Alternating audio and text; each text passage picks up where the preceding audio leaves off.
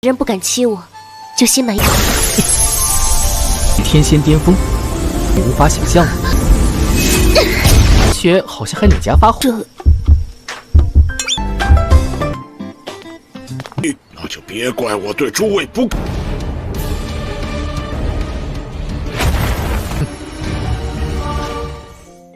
Datang di ruang sinema. Bagaimana kabar kalian semua? Semoga selalu sehat dan baik-baik saja. Sesuai jadwal, jadi pada hari ini kita akan kembali melanjutkan series Donghua Wonderland season kelima episode terbaru. Yang mana ini adalah episode yang ke-285 sampai 286. Namun sebelum kita mulai, lebih baik kita lihat lagi apa saja yang telah terjadi pada episode sebelumnya. Di minggu kemarin, Anyun akhirnya sadarkan diri juga. Ia pun memberitahu Singyun mengenai apa yang telah dirinya alami. Mendengar kalau 3 iblis besar keluar bersamaan, membuat Singyun berpikir kalau hal buruk akan terjadi. Dia pun meminta Anyun untuk tidak memikirkan apapun dulu, karena dia itu harus memulihkan kondisinya. Akan tetapi di tengah pembicaraan mereka, Singyun menyadari kalau ada beberapa orang yang datang kemari. Mereka adalah tetua ketiga bersama dengan Lin Yao. Tujuan mereka kemari tentu tidak bukan adalah untuk menangkap Nona Bai, karena mereka menduga kalau Nona Bai telah bekerjasama dengan mata-mata dari sekte lain dan juga menyerang sesama murid. Seberapa keras pun Nona Bai menjelaskan, tetua ketiga sama sekali tidak mendengarkan perkataannya. Untung saja Singyun keluar di waktu yang tepat untuk bisa melindunginya. Tetua ketiga meremehkan kemampuan Singyun dan dia itu bahkan memberikan ancaman kepadanya. Namun Singyun tidak terlalu menanggapi, dan karena mereka sudah berani melukai orang-orangnya, jadi Singyun pun langsung memberikan hukuman kepadanya. Melihat apa yang terjadi membuat Lin Yao dan yang lainnya ketakutan. Nah, sekarang kita akan melanjutkan episode terbarunya. Singyun merasa sangat lega karena orang-orang yang berisik itu akhirnya pergi juga. Anyun yang baru saja sadar penasaran sekarang ini mereka berada di mana. Singyun memberitahu kalau sekarang mereka ada di wilayah sekte Hoyu. Ia meminta Anyun untuk tidak khawatir dan lebih baik dirinya itu beristirahat untuk sementara waktu. Hanya saja Singyun tahu kalau ada sesuatu yang sedang disembunyikan oleh Anyun. Alhasil ia pun memberitahu kalau dia ingin Singyun membantunya berkultivasi ganda. Hal ini dilakukan untuk mempercepat latihan Anyun. Dia tahu jika para iblis surgawi datang, maka bisa dipastikan mereka tidak akan berdaya untuk melawan. Hanya saja Singyun terkejut dengan permintaan dari Anyun, karena baru kali ini dirinya mendengar kultivasi ganda. Apalagi hal itu agak ke arah yang lain. Namun Anyun menjelaskan kalau kultivasi ganda adalah menggabungkan 2 jiwa yang bisa membantu mereka meningkatkan kecepatan kultivasi. Akhirnya Singyun paham karena sebelumnya dia malah memikirkan hal yang lain. Anyun pun menanyakan apa yang Singyun pikirkan. Tentu ini tidak bisa dia jelaskan karena akan bahaya.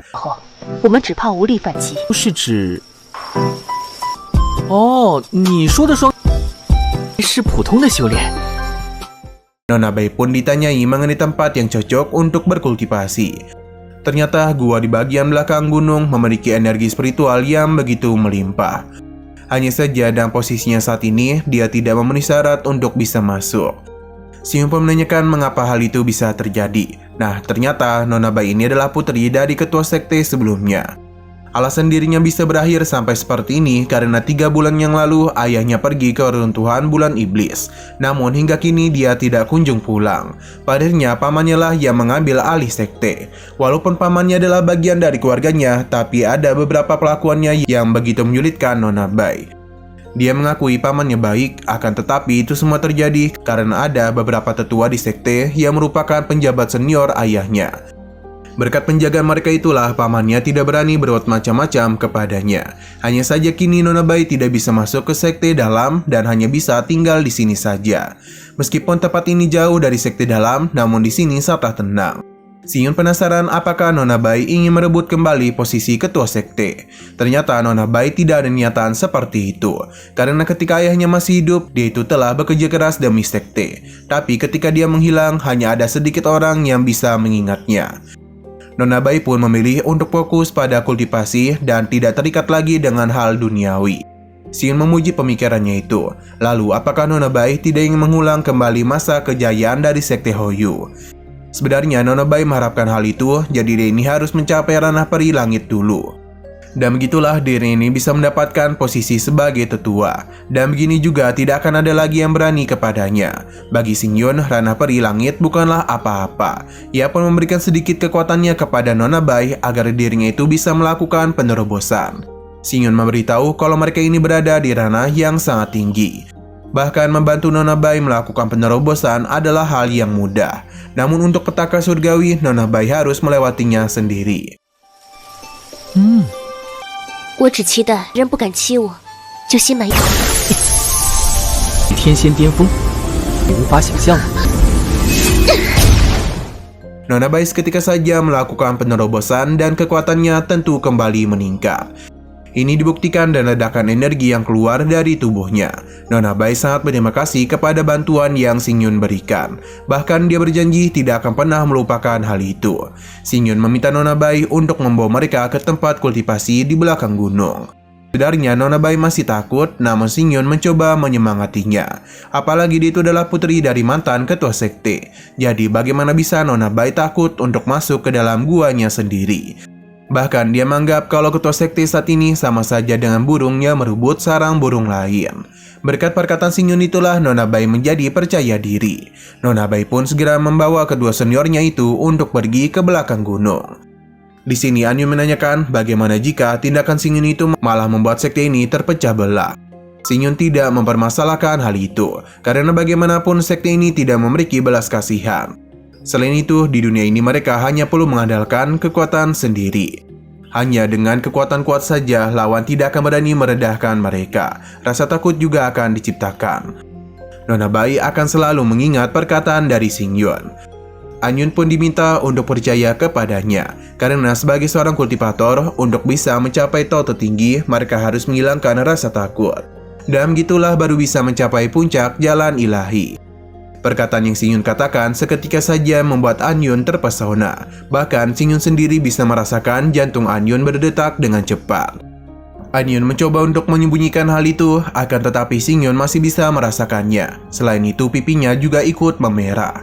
Dia mengingatkan Anyun kalau mereka ini saling terhubung. Seberapa keras pun Anyun menyembunyikannya, Xingyun itu masih bisa merasakannya. Alhasil karena sudah sangat malu, jadi Anyun meminta untuk tidak membicarakan hal itu lagi. Karena lebih baik mereka ini segera mengikuti Nona Bai. 神道巅峰，我的学好像还哪家发火。 Di perjalanan itu, Xingyun sangat terkejut dengan melimpahnya aura spiritual di tempat ini. Ia tidak pernah menyangka sekte Hoyu memiliki tempat seperti itu. Nona Bai memberitahu kalau inilah gunung belakang sekte mereka. Kolam ini sendiri adalah kolam Diling. Ada semacam aliran energi spiritual yang muncul dari dalam tanah. Selama mereka berlatih di dalam kolam itu, maka kekuatan kultivasi mereka akan berkembang dengan sangat pesat. Tidak hanya 2-3 tingkatan saja, namun Nona Bai meyakini perkembangan yang dialami akan puluhan kali lipat. Dulu ayah Nona Bai sering memintanya untuk berlatih di situ. Namun ia ini sangatlah malas. Sampai 3 bulan lalu dirinya pun tidak memiliki kesempatan lagi untuk memasuki kolam roh dunia surgawi. Padahal itu Xingyun mencoba untuk menyemangatinya karena Nona Bai masih belum terlambat. Akan tetapi dirinya merasakan kedatangan seseorang, yang mana tetua itu menanyakan siapakah mereka karena telah masuk tanpa izin ketua sekte mereka. Xingyun merasa mereka tidak melanggar apapun, karena mereka datang kemari dengan Nona Bai, putri dari mantan ketua sekte Hoyu.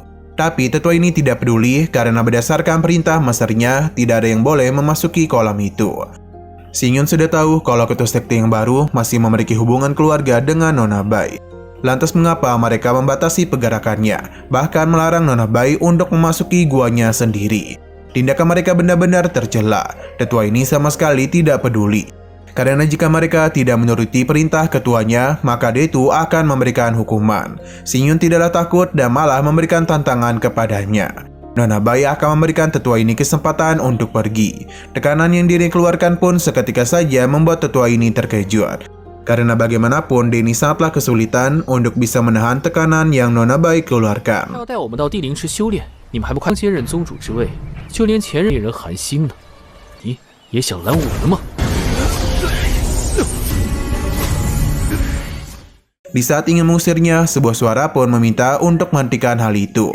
Beberapa orang pun muncul secara bersamaan. Sepertinya beliau ini adalah ketua sekte Hoyu yang baru. Ketua ketiga lah yang mengadukan semua ini kepadanya. Ketua sekte menanyakan siapakah nama pria di hadapannya. Xingyun mulai memperkenalkan dirinya. Sayangnya, tetua ini tidak pernah sekalipun mendengar nama Ye Xingyun, mau itu dari sekte besar sekalipun. Alhasil, Xingyun ingin mereka kenal satu sama lain. Sayang itu, Xingyun memberitahu kalau dia bersama teman-temannya ingin berlatih di kolam Diling. Secara mengejutkan, ketua sekte mengizinkan mereka berlatih di sini. Tentu saja, Anyun menjadi khawatir karena mereka memutuskan hal itu dengan cepat. Seakan-akan mereka ini memiliki sebuah rencana tersembunyi. Xingyun memikirkan hal itu juga, namun dia meminta Anyun untuk tidak khawatir, karena orang-orang ini tidak akan bisa membuat masalah kepada mereka. Ia pun mengajak kedua gadisnya untuk berlatih di kolam itu. 好，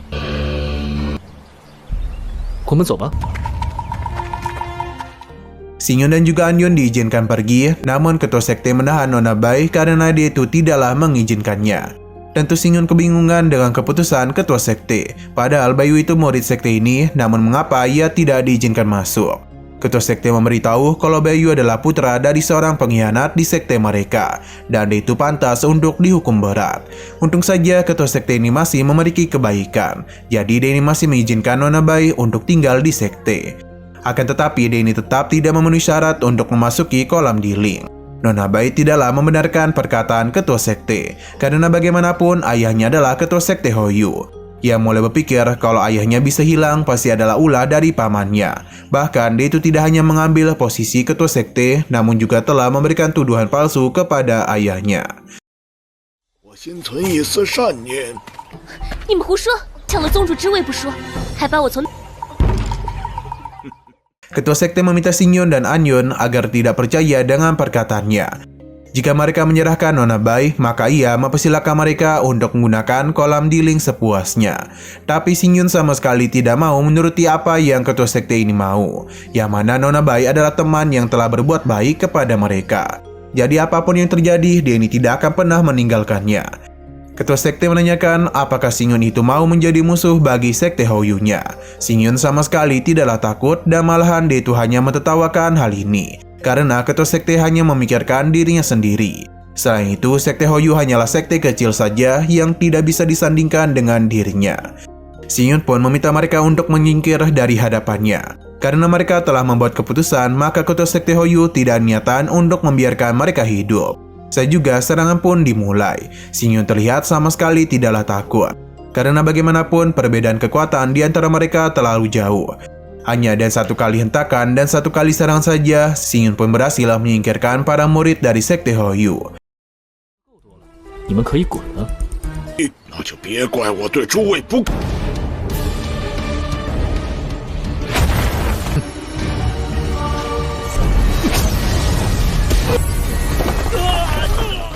Tidak hanya itu saja, namun ketua sekte dan ketua ketiga dibuat terkejut dengan betapa besarnya ledakan kekuatan yang Xingyun gunakan.